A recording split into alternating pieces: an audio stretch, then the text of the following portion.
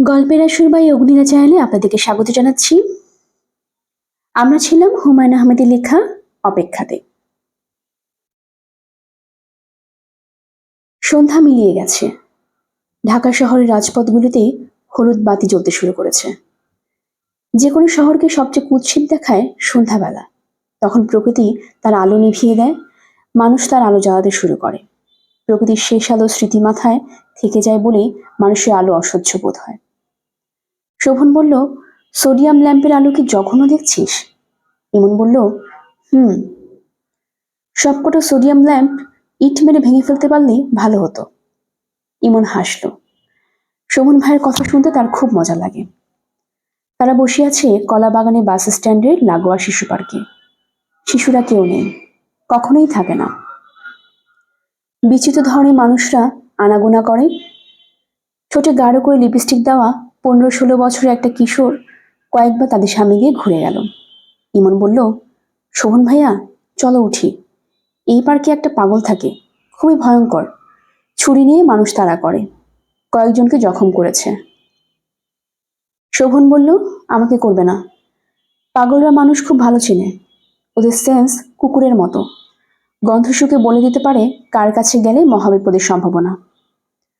তোমার কাছে এলে মহাবিপদের সম্ভাবনা? অবশ্যই। পকেটে পিস্তল আছে না? বাদাম নিয়ে আয় তো। পার্কে বসলে বাদাম খেতে ইচ্ছে করে। চা খাবে? চাওয়ালা আছে, চা খাওয়া যায়। ইমন বাদাম এবং চা নিয়ে এলো। কিশোরী মেয়েটা আবারও এসেছে। মেয়েটা দেখতে ভালো, তবে মাথায় জবজবে করে তেল দিয়েছে। তার খন্দরের অভাব হবার কথা না, সেই রকম পিছে লেগে আছে কেন কে জানে। শোভন বলল, তুই যে আমার সঙ্গে সঙ্গে ঘুরছিস, তোর ভালো লাগছে? হুম। কেন ভালো লাগছে বল দেখি। ইমন চুপ করে রইল। শোভন বলল, আমার সঙ্গে সঙ্গে ঘুরতে তোর ভালো লাগছে কারণ আমি খুবই খারাপ লোক। খারাপ লোক বলে মানুষ হিসেবে দারুণ ইন্টারেস্টিং। ফেরেস্তার মতো মানুষ কখনো ইন্টারেস্টিং হয় না। তারা সবসময় সত্যি কথা বলবে, সবসময় শুদ্ধ কাজ করবে, তাদের গা থেকে আসবে আতরের গন্ধ। ইমন বলল, মাঝে মাঝে তুমি খুব সুন্দর করে কথা বলো। খারাপ লোক বলেই কথা সুন্দর। শোভন হাত ইশারা করে মেয়েটাকে ডাকলো। মেয়েটা খুব হেলাফেলা ভঙ্গি করে আসছে। খদের ছিপে আটকা পড়েছে। এখন অনাগ্রহে ভাব দেখানো যায়, দাম বাড়ানো যায়। শোভন বলল, তোর নাম কি? নাম দিয়ে দরকার কি? যা ভাগ, বড় বড় কথা, নাম দিয়ে দরকার কি? মেয়েটা চলে গেল না, আর একটু এগিয়ে এসে বলল, নাম ববিতা। নকল নাম? সিনেমার নায়িকার নামে নাম, সত্যি নাম বল। জরিনা। ভাড়া কত? সি, কেমন কথা কন? আমি কি রিক্সা যে ভাড়া কত? ভাড়া কত বল। দুজনে 100 টাকা লাগবো, এইটা ফাইনাল কথা। দরদাম নাই? আমরা তো ঠেকা নাই। ইমন ভীত গলায় বলল, ভাইয়া চলো যাই। শোভন সঙ্গে সঙ্গে বলল, চল। দুজনে উঠে দাঁড়ালো। জরিনা বলল, আচ্ছা, শুনে নি ভদ্রলোক, দেন 50 টাকাই দেন। আমার কোনো রোগ নাই, আল্লাহর কিরা। শোভন রাস্তায় এসেই বেবি ট্যাক্সি দাঁড়া করালো। জরিনা সঙ্গে সঙ্গে এসেছে। খুব করুণ মুখে বেবি ট্যাক্সি দরদাম করা শুনছে। শোভন বেবি ট্যাক্সিতে উঠেই মানিব্যাগ থেকে 50 টাকার একটা নোট বের করে মেয়েটার দিকে ছুড়ে দিল। ইমনের বুক ধকধক করছে।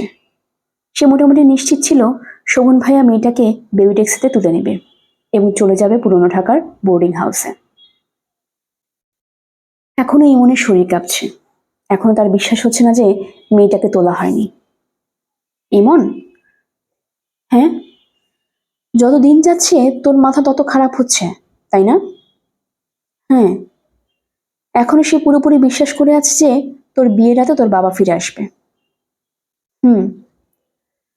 তোর বিয়ের রাতে কেউ যদি না আসে তাহলে তো পুরো ব্রেন নষ্ট হয়ে যাবে। ইমন কিছু বলল না। শোভন সিগারেট ধরাতে ধরাতে বলল, মস্ত ভুল করা হয়েছে। শুরুতেই বলা উচিত ছিল যে তোর বাবা মানে আমার ফুপা মারা গেছেন, তাহলে এত সমস্যা হতো না। ফুপু আর অপেক্ষা করে থাকতো না। তোর মার লাইফ এখন বেড়াছাড়া হয়ে যেত না। এখনো সময় আছে। কি সময় আছে? ফুপুকে বল যে আসল খবর পাওয়া গেছে। ফুপা মারা গিয়েছিলেন, রোড অ্যাক্সিডেন্ট। থানায় রেকর্ডে নাম পাওয়া গেছে। এই প্রসঙ্গ থাক। প্রসঙ্গটা ইমনের ভালো লাগছে না। সে প্রসঙ্গ পাল্টানোর জন্য বলল, আমরা যাচ্ছি কোথায়? গোরান যাচ্ছি। সেখানে কি? আব্দুল কুদ্দুস ব্যাপারী খোঁজ পেয়েছি। গোরানের এক বাড়িতে ঘাপটে মেরে আছে। আজ তাকে শিক্ষা দিব। ইমন ভীত গলায় বলল, কি শিক্ষা দিবে? শোভন হাসি মুখে বলল, তুই কি ভাবছিস গুলি করে মেরে ফেলবো? আরে দূর, জাস্ট ভয় দেখাবো। কানে ধরে উঠবস করাবো। পায়ের জুতা চাটাতে বলবো। দেখিস কেমন করে জুতা চেটে পরিষ্কার করে। লুঙ্গি খুলিয়ে পাছা লাথে দিব। তুই খুব মজা পাবি। ভয়ে আধমোড়া হয়ে যাওয়া মানুষের কাণ্ড কারখানা দেখার মধ্যে আনন্দ আছে। শোভন হাসছে। হাসি থামিয়ে হঠাৎ গুনগুন করে গাইল, বাচুপানকে দিল ভুলানা দেনা। ইমন মুগ্ধ হয়ে গেল। বেবি ট্যাক্সিওয়ালা পর্যন্ত ঘাড় ঘুরিয়ে পেছনে তাকাচ্ছে। সব কথাই তাহলে সে শুনছে। ইমন অস্বস্তি বোধ করছে। শোভন বলল, সিগারেট খাবি? ইমন বলল, না। আরে খা, একটা সিগারেট খা। সিগারেট খাওয়া যায়, শুধু গাঁজাটা খাবি না। আব্দুল কুদ্দুস ব্যাপারে বাড়িটা টিনের। বাড়ির সামনে গ্রামে ঘর বাড়ির মতো গাছপালা, কলা গাছও আছে। জঙ্গলের মতো হয়ে আছে। বাড়ির সামনে গেট আছে। গেটে সাইনবোর্ডে লেখা, ময়না মিয়া হোমিওপ্যাথি, গোল্ড মেডেলিস্ট। ইমন বলল, এই বাড়ি? শোভন বলল, হ্যাঁ। তারা গেট খুলে উঠোনে ঢুকলো। শোভন ডাকলো, কুদ্দুস ভাই, কুদ্দুস ভাই। 50-এর মতো বয়সের এক লোক বের হয়ে এলো। গায়ে চাদর, মাথার চুল কাঁচা পাকা, চোখে মোটা ফ্রেমের চশমা। কুদ্দুস পান খাচ্ছিল, মুখ ভর্তি পান, ঠোঁট লাল হয়ে আছে। কুদ্দুস বিস্মিত গলায় বলল, কে? শোভন হাসি মুখে বলল, ভালো করে দেখুন তো, চিনতে পারেন কিনা। আপনি আমার কাছে একবার একটা পিস্তল বিক্রি করেছিলেন, ওই পিস্তলটা নিয়ে এসেছি। কুদ্দুসের মুখ হা হয়ে গেল। সে তাকালো ঘরে খোলা দরজার দিকে। শোভন আরেকটু এগিয়ে গেল। কুদ্দুস কিছু বলছে না। তার মুখ দিয়ে পানের রস গড়িয়ে পড়ছে। সে মুখ বন্ধ করতে ভুলে গেছে। ইমন পরপর দুবার গুলির শব্দ শুনল। সে দেখছে কুদ্দুস নামের মানুষটা দরজার কাছে পুতুলি পাকিয়ে পড়ে গেছে। খোলা দরজায় লাল ফ্রক পরা বাচ্চা একটা মেয়েকে দেখা যাচ্ছে। টিনের বাড়িটার বারান্দার রক্তে ভেসে যাচ্ছে। ফ্রক পরা বাচ্চা মেয়েটা চিৎকার করছে। কুদ্দুস হামাগুড়ি দিয়ে দরজার দিকে যাবার চেষ্টা করছে। কি যেন খুব শক্ত করে ইমনের হাত ধরেছে। ইমনকে টেনে গেট থেকে বের করে নিয়ে যাচ্ছে। কে? কে তাকে টেনে গেট থেকে বের করেছে? ছোট চাচা? ছোট চাচা এখানে আসবেন কিভাবে? শোভন ভাইয়া কোথায়? শোভন ভাইয়া? ইমন হাঁটতে পারছে না। রাস্তা খুব উঁচু নিচু মনে হচ্ছে।